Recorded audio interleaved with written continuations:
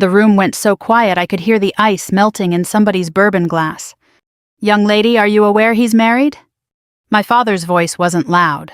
That was the frightening part. General Arthur Bennett had spent 40 years commanding men in war zones, briefing presidents, and standing in rooms where a whisper carried more weight than shouting ever could. Across my living room, the young blonde woman sitting beside my husband turned scarlet.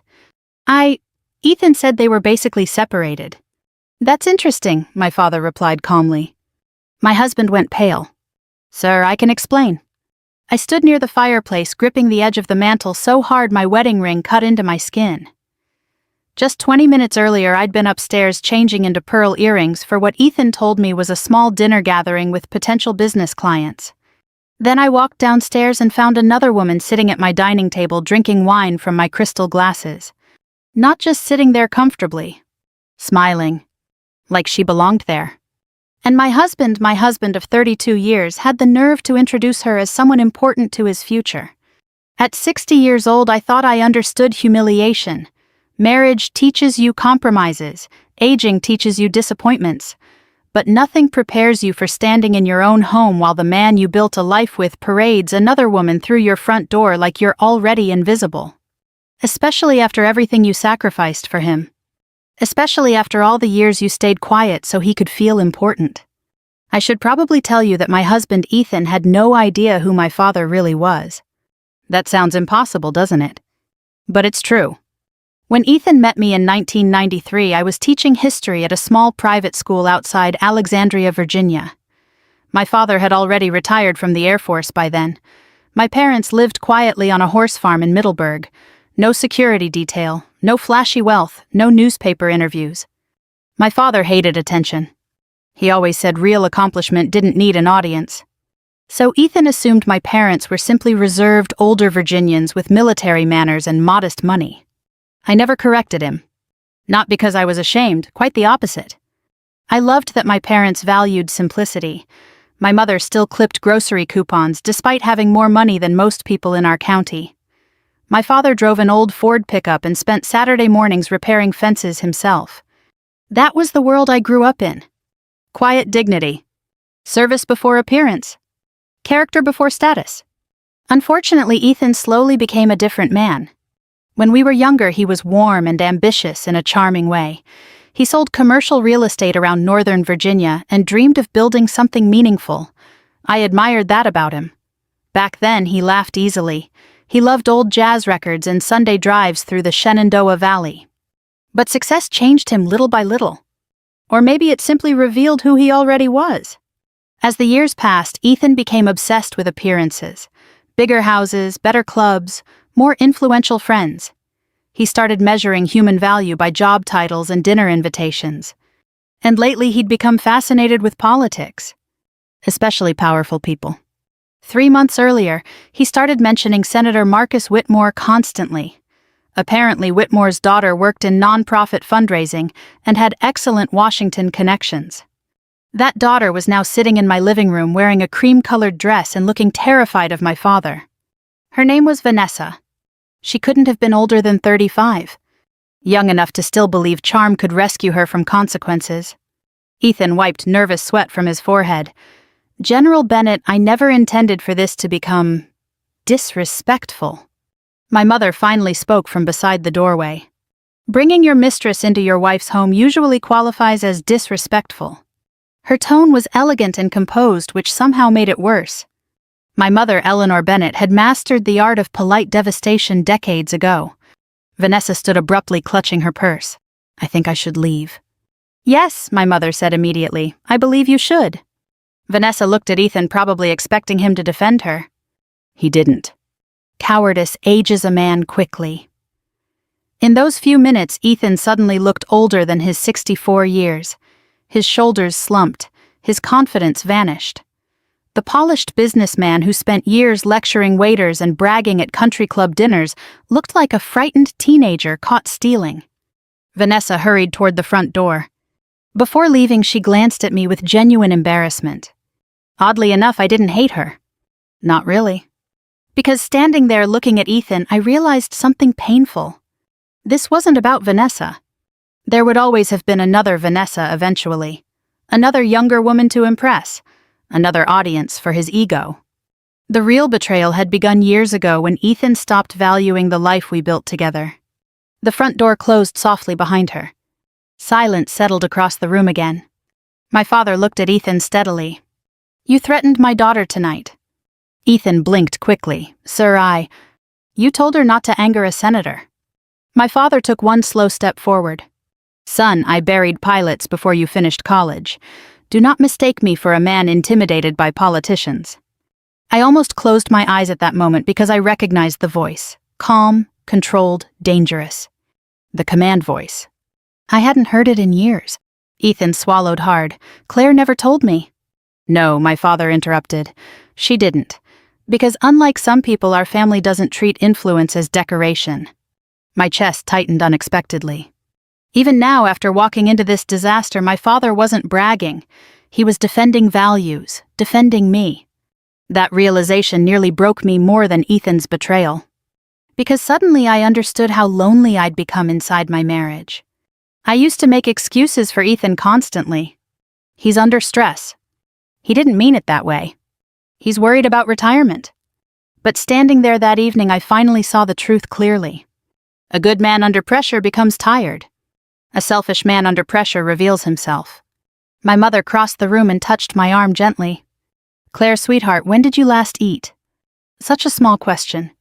Such a mother question. And for some reason, that was what finally cracked me open. I started crying right there beside the fireplace at 60 years old like a heartbroken girl. Not dramatic sobbing. Just exhausted tears. My father's expression softened instantly. Ethan stepped toward me. "Claire." I held up my hand. "No." One word. But it stopped him cold. Because for 32 years I had always eventually softened, always listened, always forgiven.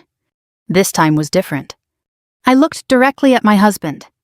"You didn't just betray me, Ethan," I said quietly. "You humiliated me in my own home." His eyes filled with panic then. Real panic. Not because he suddenly loved me correctly. Because he finally understood he might actually lose me.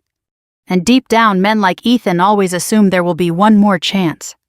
He didn't know yet there wouldn't be. I barely slept that night. After my parents left the house, felt unfamiliar like a hotel room after an argument. The grandfather clock in the hallway sounded louder than usual. Every creak in the floorboards made my nerves jump. Ethan slept downstairs in his office, or at least I assumed he tried to. Around 3 in the morning, I walked quietly into the kitchen for tea and found him sitting alone at the table in darkness, staring into an untouched glass of scotch. For a moment he looked old. Not distinguished old, not confident old. Just tired. The kind of tired that settles into a man after he realizes the story he told himself about his life is collapsing. He looked up when I entered. "Claire." I said nothing and reached for the kettle. "I'm sorry," he said softly. I kept my eyes on the stove. For which part? The silence after that question stretched painfully. "For all of it." I laughed once under my breath. Not because anything was funny, but because men often discover sincerity only after consequences arrive. 32 years of marriage teaches you how to hear the difference between guilt and regret. Guilt says I hurt you. Regret says I got caught. I still didn't know which one Ethan felt.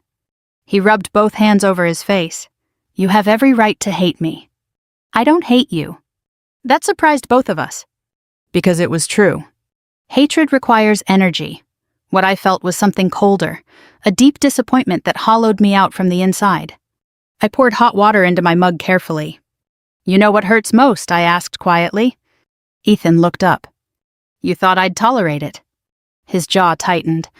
"You honestly believed you could bring another woman into this house and I'd stay quiet because her father was powerful." "Claire, that's not." That is exactly what happened. For years, Ethan had slowly mistaken my calmness for weakness.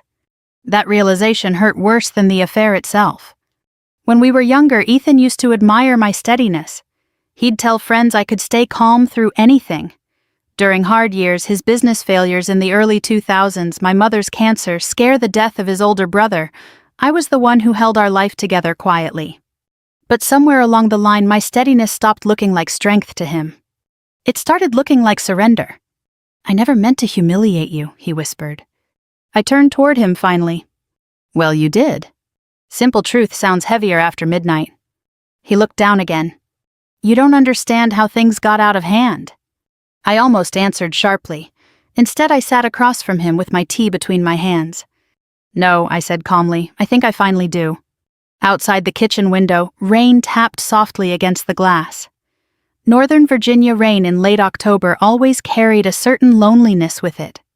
Ethan stared toward the dark backyard. I felt invisible. There it was. Not love. Not passion. Vanity. "I'm 64 years old," he continued quietly. "Young people in this business look right through me now. New money, tech people, political donors, everyone chasing the next thing." I listened without interrupting. Then Vanessa started paying attention to me, laughing at my stories, asking for advice. His voice cracked slightly. She made me feel important again. That sentence told me everything. Not because it excused him, because it exposed him. I remembered the man I married at 31. Ethan had once been kind to everyone. He volunteered coaching Little League. He visited his mother every Sunday after church. He used to bring me daisies from roadside flower stands because he remembered I loved simple things. But over time, Ethan became addicted to admiration. And admiration is a dangerous drug for aging people, especially in America where growing older often makes people feel discarded. I softened slightly despite myself. Not enough to forgive him, but enough to understand him. And understanding someone after they hurt you can feel almost cruel. "You should have talked to me," I said quietly. "I know. But instead you chose humiliation." His eyes filled with shame. "I didn't think you'd ever leave." That sentence landed harder than the affair. Because it was true. Ethan had spent decades believing my loyalty was unconditional. And maybe I had taught him that. Not intentionally, but still. Women of my generation were raised differently. We were taught marriage required endurance, patience, sacrifice, quietness. Especially military daughters like me. My mother endured long deployments without complaint. She moved across countries repeatedly. She raised children alone during dangerous years while my father served overseas. Strength in our world looked quiet. Maybe too quiet sometimes. "I need some space," I finally said. Ethan nodded immediately, of course. "I mean real space." His face tightened. "You're leaving." "No, you are." He stared at me like the idea had genuinely never occurred to him. This was my house too, my kitchen, my life. And for the first time in decades, I felt the weight of my own dignity returning slowly to my spine. The next morning, Ethan packed 2 suitcases. Watching your husband fold sweaters into luggage after 32 years together feels surreal. Ordinary objects suddenly become evidence of failure. He paused at the bedroom doorway before leaving. "Claire, did you really never tell me about your family because you didn't care about status?" I looked up from the bed where I sat holding one of our old wedding albums. "Yes." His eyes searched mine. "I don't understand that." "I know." That was the tragedy of it. My father used to say character reveals itself most clearly through what people cannot understand. Ethan couldn't understand why power wasn't the center of our lives, which meant he never truly understood me either. After he left, the silence inside the house became enormous. I wandered room to room touching furniture, photographs, bookshelves. 32 years of marriage lived inside those walls.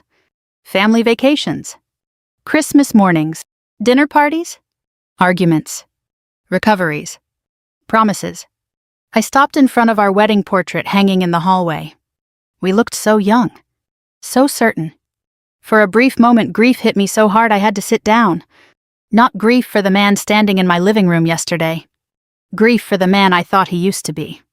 Around noon, my mother arrived carrying homemade soup because of course she did. Mothers from her generation always brought food to heartbreak. She found me sitting at the dining table still wearing the same sweater from the night before. Without a word, she placed the soup on the stove and sat beside me. Then she took my hand. And I cried again. Quietly this time. "I feel foolish," I whispered. My mother squeezed my fingers gently. "Claire Bennett," she said softly, "there is nothing foolish about loving someone fully." That sentence stayed with me. Because older women carry enough shame already. Shame about aging, about staying too long, about trusting too much. But maybe love itself was never the shameful part. Maybe betrayal belonged entirely to the betrayer. That afternoon my father called. "I've arranged for an attorney to meet with you whenever you're ready." I closed my eyes briefly. Dad believed in preparation, always. "You already knew this might happen, didn't you?" A pause.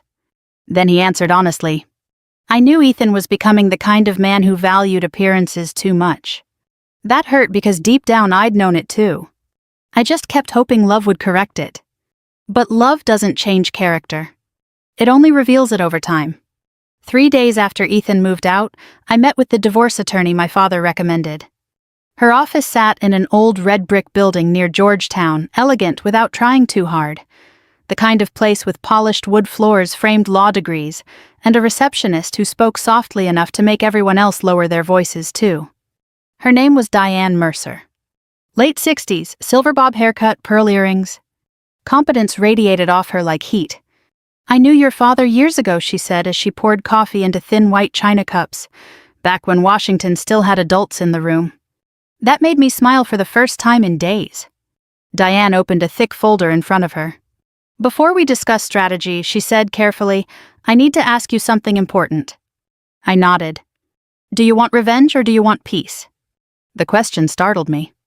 Because up until then I thought they were the same thing. I looked out the window toward the gray Potomac River below. "I don't know yet." Diane gave a slow understanding nod.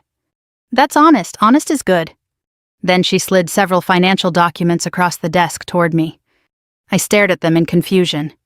"These are Ethan's business accounts," she explained, "and these are yours." Mine were significantly larger. I blinked several times. Even though I understood my family's financial structure generally, I had never focused much on the numbers. My father handled most investments through family trusts, established long before I was born. Diane adjusted her glasses. "Claire, do you realize your husband's company would have failed nearly 12 years ago without distributions from your personal trust?" I looked up sharply. "What?" She pointed calmly to several documents. Capital injections, quiet debt coverage, tax protections. Most of Ethan's major business recoveries were indirectly supported by your family assets. I stared at the papers in disbelief. Not because I doubted her. Because I suddenly understood something humiliating. Ethan had spent years acting superior while unknowingly surviving because of me. Or more accurately, because of the quiet stability my family provided. I never even told him, I murmured. Diane folded her hands carefully. "Your father requested discretion." That sounded exactly like him. No performance. No reminders. No making a man feel small. The Bennetts believed helping family quietly was part of responsibility. Unfortunately, some people mistake silent support for weakness. Diane studied me for a moment. "You still love him." It wasn't a question. And against all logic, tears burned my eyes again. Yes. That was the terrible part. Love doesn't disappear simply because trust does. People my age understand that better than younger generations sometimes do. After 32 years, a marriage becomes stitched into your nervous system. You don't just lose a spouse. You lose routines, shared language, history. You lose the witness to your life. Diane handed me a tissue gently. "You can love someone and still leave them." I nodded slowly. That afternoon I drove aimlessly through Northern Virginia for nearly 2 hours. Past old churches, shopping centers, quiet suburban neighborhoods where Halloween decorations already sat on porches. Ordinary American life continued around me as if my world hadn't cracked open. I finally parked outside a small diner near Fairfax where Ethan and I used to eat breakfast after church on Sundays years ago. The waitress recognized me immediately. "Haven't seen you two in forever." The sentence hit harder than she intended. I forced a smile and ordered coffee. Sitting there alone in the booth, I found myself remembering the early years of our marriage before ambition hardened Ethan into someone restless and dissatisfied. Back then, we didn't have much money. Our first apartment had thin walls and unreliable heat. Ethan drove a used Buick with a door that only opened from the outside. We spent summers drinking cheap wine on the balcony while listening to baseball games on the radio. And we were happy. Or at least I thought we were. I remembered helping Ethan practice presentations late at night when he first entered commercial real estate. I edited proposals, balanced budgets, encouraged him after failed deals. When his first company nearly collapsed in 2008, he sat at our kitchen table crying quietly because he thought he'd failed me. I held his hand and said, "We'll survive." And we did. Because my father quietly arranged financial protections without Ethan ever knowing. Not to deceive him. To preserve his pride. I stared down into my coffee. The saddest part wasn't that Ethan never appreciated my family's help. The saddest part was that he never valued the woman standing beside him enough to notice her strength. That evening, my parents invited me to their farm for dinner. The Bennett farm sat outside Middleburg, surrounded by rolling fields, white fences, and old maple trees just beginning to turn gold with autumn. My father bought the property after retirement because he said, after decades of war rooms and military bases, he wanted silence. Real silence. Not Washington silence. As I pulled into the driveway, my father stood near the barn repairing a fence post himself, despite being 72 years old. Some men retire into golf memberships. My father retired into work boots. He waved as I approached. "How'd the meeting go?" "Expensive," I answered dryly. That earned a laugh. We walked slowly together toward the house. "You know," Dad said after a moment, "when I first met Ethan, I liked him." "I know. He loved you sincerely once." The ache in my chest returned immediately. "I think so too." Dad stopped walking. "Claire, people aren't only one thing. A man can love his wife and still become selfish." I looked at him carefully. "Is that supposed to make me feel better?" "No," he gave a tired smile, "just accurate." That was another thing about my father. Military command had stripped him of simplistic thinking decades ago. Life wasn't divided neatly into heroes and villains. Weakness and loneliness could corrupt people slowly over time. Inside the farmhouse, my mother made pot roast and fresh biscuits. The house smelled like rosemary and butter and wood smoke. Safe smells. Healing smells. At dinner, they didn't pressure me about the divorce. They didn't criticize Ethan endlessly either. That surprised me. Finally, halfway through dessert, I asked the question sitting heavily inside me. "Why didn't you ever tell Ethan who you really were?" My mother smiled softly. "Because we wanted him to love you for yourself. And if a man values you less because he thinks your family is ordinary," my father added quietly, "then eventually he'll reveal something ugly about himself." I lowered my eyes. He did. Dad reached across the table and squeezed my hand once. "Yes," he said gently, "he did." Later that night, after my parents went to bed, I sat alone on the farmhouse porch, wrapped in one of my mother's quilts. The Virginia countryside stretched dark and peaceful around me. For the first time since the dinner party, I realized something surprising. I wasn't afraid anymore. Heartbroken, yes. Embarrassed sometimes. Angry occasionally. But not afraid. Because somewhere underneath all the grief, I had started remembering who I was before I spent decades shrinking myself to protect a man's ego. And that woman, I realized quietly, was still there. A week later, I found myself standing beside my father at Arlington National Cemetery. The wind carried that particular October chill unique to Virginia, sharp enough to make you pull your coat tighter, gentle enough to remind you winter hadn't fully arrived yet. Rows of white headstones stretched across the hills in perfect order. Every time I came there, the silence humbled me. Not empty silence. Earned silence. My father walked slowly beside me with his hands folded behind his back. Even retired for nearly 15 years, he still moved like a military officer, measured, alert, disciplined. We stopped near the gravesite of one of his closest friends, a pilot he'd served with decades earlier. Dad crouched carefully despite his stiff knees and brushed a few fallen leaves from the headstone. "He never got to grow old," he said quietly. That sentence settled heavily between us. At 60, I'd started noticing how often conversations among older Americans turned toward time, retirement, illness, grandchildren, loss. We spend so much of youth imagining life ahead that eventually it shocks us to realize more years sit behind us than in front. Maybe that's why Ethan panicked. Not because he was evil. Because aging frightened him. Unfortunately, fear can make selfish people dangerous. "You still thinking about him?" my father asked gently as we continued walking. "Yes." "That's normal." I gave him a sideways glance. You're remarkably calm about all this. Dad smiled faintly. Claire, I spent 40 years watching human beings make mistakes under pressure. Mistresses aren't exactly battlefield decisions. No, he admitted, but pride is pride, ego is ego. We walked quietly for a few moments. Then Dad stopped near a large oak tree overlooking the cemetery hills. You know what war teaches you eventually. I shook my head. Nobody is impressive forever. The breeze rustled through the branches above us. Titles disappear, he continued softly. Uniforms disappear, beauty disappears, strength fades. Character is what stays behind. I felt tears sting unexpectedly. Because deep down, I knew that was exactly what Ethan had lost sight of. And maybe what I had forgotten too.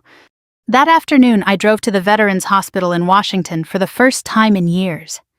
My mother volunteered there every Thursday helping elderly spouses complete paperwork and insurance forms. After retirement, my father occasionally visited wounded veterans quietly without publicity. I used to help during holidays when life was less busy. Before my marriage became maintenance instead of partnership.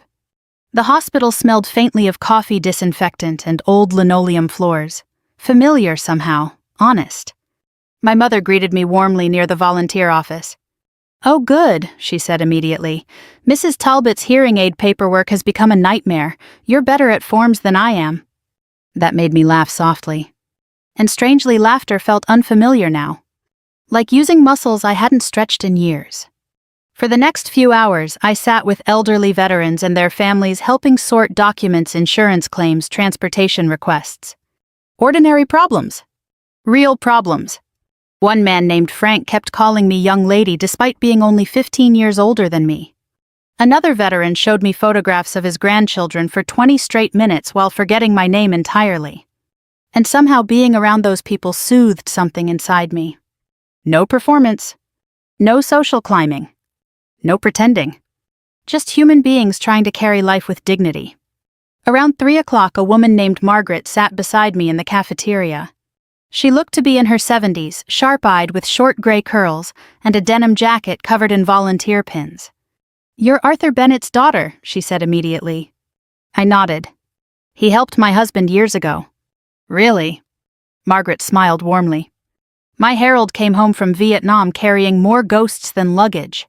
Your father got him into counseling before anybody else would admit veterans needed it. Emotion tightened unexpectedly in my throat. My father rarely talked about those years. Margaret stirred cream into her coffee slowly. Good men don't advertise kindness, she said. That's how you know it's real. I thought about Ethan instantly. About expensive dinners, loud networking events, constant conversations about influence and visibility. Somewhere along the line he'd confused attention with importance. Margaret tilted her head carefully. You look heartbroken. Older people stop pretending not to notice pain. I smiled sadly, that obvious. Honey, I'm 76, nothing subtle anymore. That made me laugh again. Then somehow I found myself telling her pieces of the story. Not every humiliating detail. Just enough. Margaret listened quietly without interrupting. Finally, she patted my hand. Men panic when they age, she said matter-of-factly. Some buy Corvettes, some chase younger women, some become grumpy old fools. And some grow wiser. I looked down at my coffee. I'm not sure Ethan will. Margaret shrugged gently. That's his tragedy, not yours. That sentence followed me home. 2 days later, Ethan called unexpectedly. I almost didn't answer. But after 32 years, ignoring his name on my phone felt impossible. Hello? His voice sounded tired immediately. Claire, thank you for not destroying me publicly. I frowned slightly. I never wanted to destroy you. A long pause. I think that somehow makes this worse. I leaned back slowly in my chair. How's the apartment? Small. That nearly made me smile despite myself. Ethan had always hated small spaces. He cleared his throat awkwardly. I lost the Franklin contract. I closed my eyes briefly. The Franklin contract was huge, nearly 40% of his consulting income. I'm sorry, I said automatically. And I meant it. That surprised me. Ethan let out a hollow laugh. You know what's pathetic? Half the people avoiding me now were never real friends to begin with. There it was. The loneliness underneath vanity. I didn't answer immediately. Finally, I said quietly, "That's what happens when relationships are built on appearances." Silence. Then softly, "You warned me about that years ago." I remembered the conversation instantly. A charity gala in Georgetown nearly 12 years earlier. Ethan spent the entire evening chasing conversations with influential donors while ignoring longtime friends seated beside us. On the drive home, I told him, people who only value status eventually abandon each other the moment status disappears. At the time, he laughed it off. Now he sounded broken remembering it. "Claire," he said carefully, "did you ever feel invisible with me?" The question stunned me, because he had never asked anything like that before. And the truthful answer hurt. Yes. Silence filled the line again. Not defensive silence, painful silence. The kind older couples eventually recognize the silence that arrives when truth finally outweighs pride. When we hung up, I sat quietly for a long time staring out my living room window. Marriage is strange that way. Sometimes people don't really begin seeing each other clearly until everything falls apart. That evening, my mother called and invited me for Sunday dinner again. Before hanging up, she added gently, "Your father's making chili. Try to act impressed." I smiled to myself afterward. And for the first time in weeks, the future didn't feel entirely dark. Not healed. Not settled. But survivable. At our age, sometimes hope arrives quietly. Not as excitement. As peace. By early December, Ethan's business had officially begun to collapse. Not dramatically. That's the thing younger people misunderstand about failure. Most lives don't explode overnight. They erode quietly. One canceled contract, one unanswered phone call, one invitation that suddenly stops arriving. At our age, you notice those absences immediately. Ethan certainly did. I heard pieces of the story through mutual friends first. A developer in McLean ended their consulting agreement. 2 longtime clients moved to another firm. A charity board quietly replaced him before the annual gala. Washington has always specialized in elegant exile. Nobody says you're unwelcome. They simply stop calling. I wish I could tell you I enjoyed hearing about it. Part of me expected revenge to feel satisfying, but mostly it felt sad. 32 years is a long time to watch someone slowly become a stranger. One rainy afternoon, Ethan came by the house to collect more belongings. I nearly didn't open the door when I saw him standing there through the window. He looked thinner. His expensive camel overcoat hung loosely around his shoulders, and for the first time in decades, his hair looked genuinely gray instead of carefully managed. Aging arrives quickly once vanity loses its audience. "Hi," he said awkwardly when I opened the door. "Hello?" For a moment, neither of us moved. Then I stepped aside silently. He walked into the foyer slowly, like a visitor instead of a husband. The Christmas decorations were already up, garland along the staircase, white lights around the mantel, the same decorations I'd unpacked every December since 1994. Ethan stared at them quietly. "You always made Christmas beautiful." The comment hit me unexpectedly hard. Because it was true. For decades, I created warmth around him while he chased admiration elsewhere. He walked upstairs while I remained in the kitchen pretending to organize mail. A few minutes later, I heard drawers opening in the bedroom. Then silence. Then another drawer. 32 years of shared life reduced to deciding which sweaters belonged to whom. Eventually, he came downstairs carrying 2 boxes. He paused near the dining room doorway. "Do you remember our first Christmas here?" Of course I remembered. We bought the house in 1998 after years of saving. It wasn't enormous by Washington standards, but I loved it immediately. Wide front porch, tall windows, old oak trees in the backyard. That first Christmas, we couldn't afford proper furniture yet, so we ate dinner sitting on folding chairs beside the fireplace. "Yes," I answered quietly. Ethan gave a tired smile. "You made tomato soup because we spent all our money on the down payment. And you burned the grilled cheese sandwiches." "That too." For one painful second, the old version of us returned. Not the polished couple from charity galas. Just 2 people trying to build a life together. Then reality settled back into the room again. Ethan looked down. "I threw away something good, didn't I?" I answered honestly. "Yes." His eyes closed briefly. I keep thinking if I explain myself correctly, maybe this will make sense somehow. It won't. He nodded slowly like he already knew that. Then he looked at me carefully. Do you hate her? Vanessa. He nodded. I surprised myself by answering immediately. No. That seemed to genuinely confuse him. She knew you were married, he said quietly. Yes, but she didn't stand before me 32 years ago and promise loyalty. That landed hard. Ethan looked away toward the Christmas tree blinking softly in the corner. I don't think I understood what loyalty cost you. The sentence settled heavily between us. Because women of my generation understand loyalty differently than many younger people do. We stayed through layoffs, illness, aging parents, financial strain, exhaustion, quiet disappointments. We kept marriages alive through ordinary endurance. Not because we were weak, because we believed commitment mattered. And maybe sometimes we tolerated too much because of it. I wasn't unhappy all those years, Ethan said suddenly. I looked at him. That almost makes this worse. His face crumpled slightly. I know. Before leaving, he hesitated near the front door. The apartment feels empty. I folded my arms gently. That's what consequences feel like sometimes. He nodded once and walked out into the rain carrying his boxes. I watched from the doorway until his car disappeared down the street.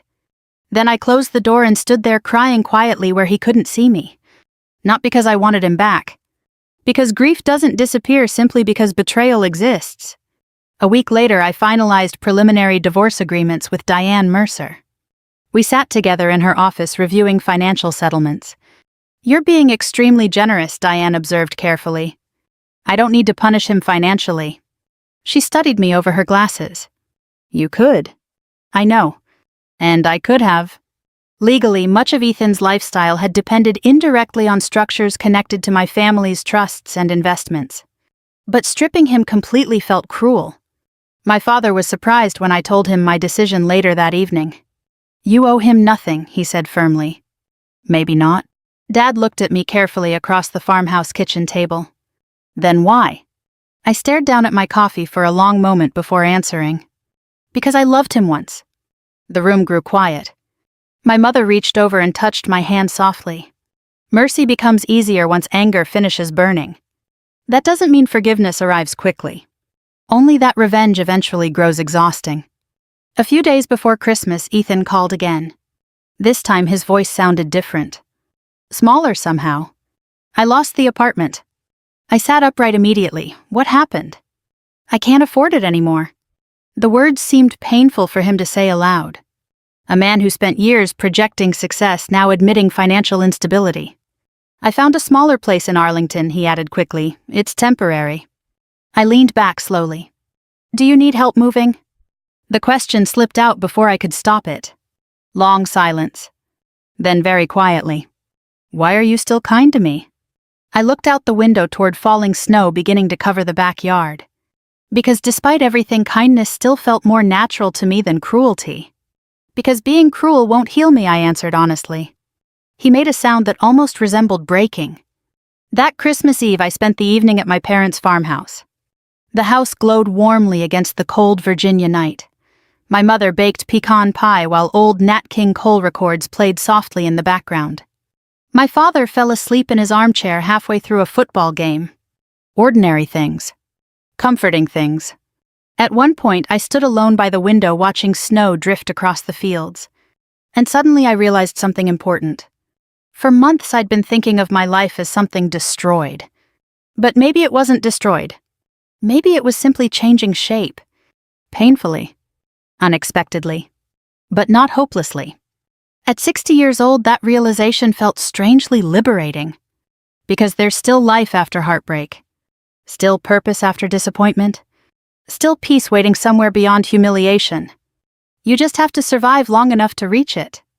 By February, the sharpest part of winter had settled over Virginia.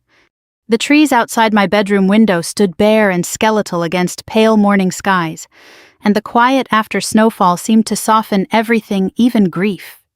I had moved into a smaller home by then. Not because I needed to financially. Because I wanted simplicity. After Ethan left, the old house began feeling too large for one person. Too full of echoes. Every hallway carried memories I wasn't ready to trip over daily. So I bought a modest historic cottage near Middleburg, only 15 minutes from my parents' farm. White shutters, stone walkway, small library room with built-in shelves I immediately loved. For the first time in years, the house belonged entirely to me. No entertaining schedules, no business dinners, no pretending. Just peace.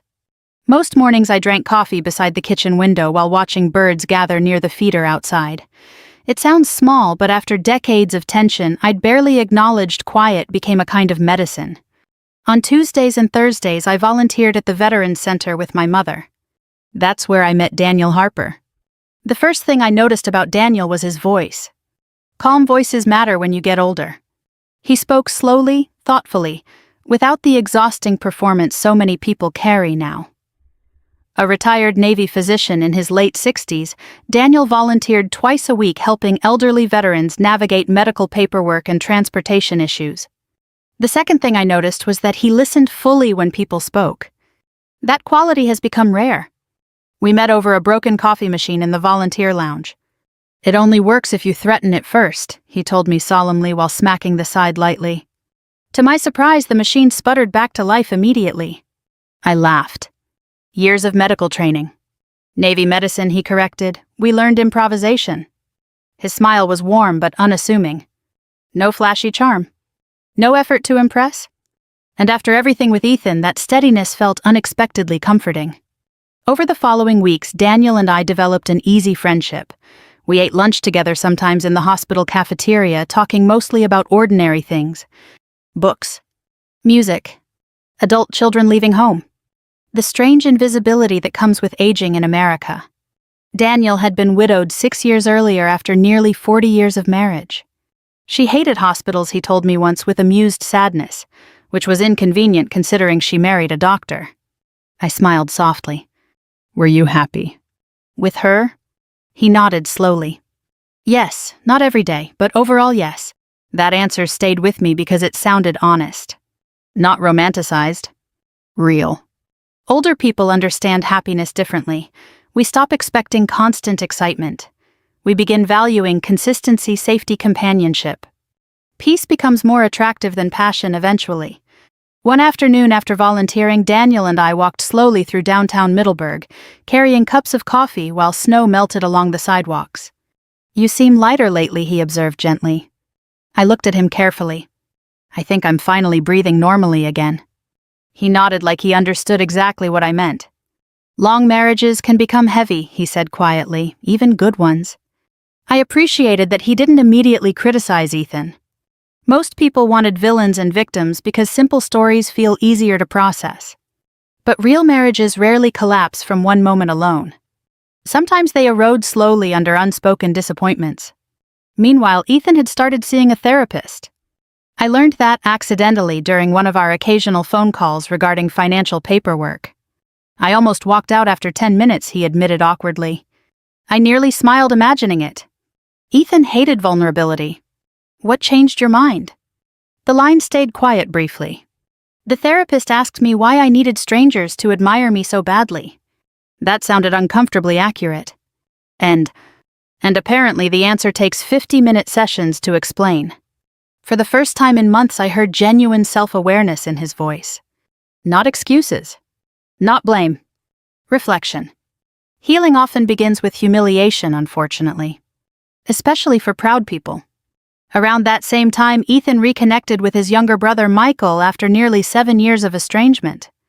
The brothers stopped speaking over something ridiculous involving inheritance disagreements after Ethan's mother died. Pride destroys families in slow motion. One Sunday evening, Ethan called unexpectedly while I cooked soup in my small kitchen. I had dinner with Michael. I stirred the pot slowly. "How'd it go?" He hugged me. Emotion cracked unexpectedly in his voice. "We haven't hugged since Dad's funeral." I leaned quietly against the counter. He said something interesting. "What?" He said I spent years chasing people who didn't care about me while ignoring the ones who did. The truth sounded painful even secondhand. Outside my kitchen window, snow began falling softly again. "I think he's right," Ethan whispered. That conversation haunted me afterward. Because despite everything, part of me still mourned for the man Ethan could have remained if he'd valued the right things. A few days later, my father came by the cottage carrying groceries I didn't ask for because retired military fathers apparently express love through unnecessary supplies. "You living entirely on soup now?" he asked suspiciously while unpacking canned goods. "I'm 60, not 23. Your cooking habits suggest otherwise." I laughed and handed him coffee. Dad wandered slowly through the cottage approvingly. "This place suits you." "I think so too." He stopped beside the bookshelf in the living room. "You seem peaceful." The observation surprised me because it was true. Not fully healed, but steadier. "I spent years shrinking parts of myself without realizing it," I admitted quietly. Dad nodded once. "That happens in marriages sometimes." I kept protecting Ethan's ego. "And who protected yours?" The question hit deep. Because I genuinely didn't know. Women of my generation were often taught emotional caretaking so thoroughly that eventually we stopped noticing our own exhaustion. Dad sat heavily in the armchair near the window.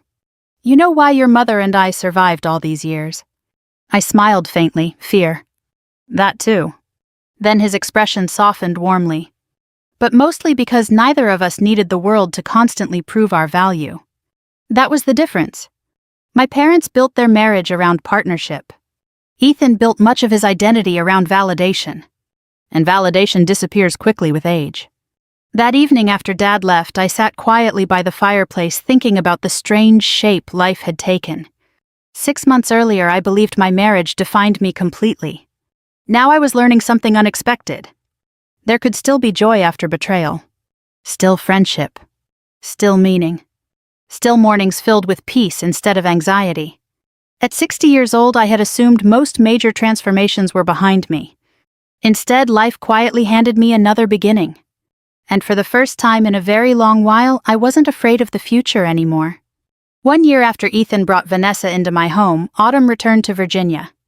The maple trees around Middleburg had turned deep shades of gold and rust again, and cool air drifted through open windows carrying the smell of wood smoke and fallen leaves. I used to think heartbreak permanently divided life into before and after. Now I understood something gentler. Life keeps moving. Not because pain disappears, because people learn how to carry it differently. That October evening, I attended a military charity fundraiser in Washington, honoring veterans and long-term military spouses. My mother convinced me to go after 3 days of persistent encouragement, and one particularly effective guilt trip involving her homemade lemon cake.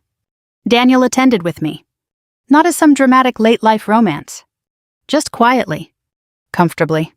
That mattered more. At our age, companionship becomes less about fireworks and more about ease. Daniel never tried to rescue me from my sadness or compete with my memories. He simply showed up consistently, which I had come to realize was one of the purest forms of love. The ballroom overlooked the Potomac River, glowing softly beneath crystal chandeliers and muted conversations. Retired officers, diplomats, widows, volunteers, and old military families filled the room. Familiar worlds. Steady worlds. Daniel handed me a glass of sparkling water. "You nervous?" "A little." "You'll survive." That sounds medically reassuring. Navy medicine specialized in confidence over certainty. I laughed softly. Then I saw Ethan standing near the far side of the ballroom. For one suspended moment, everything inside me went still. He looked older. Not ruined. Just humbled. His hair had gone almost entirely gray now, and the sharp arrogance he once carried so naturally had disappeared. Instead, he stood quietly speaking with an elderly veteran in a wheelchair. Listening carefully. Actually listening. Daniel noticed my expression immediately. "That him?" "Yes." He nodded gently. "You want to leave?" I considered it honestly. Then shook my head. "No."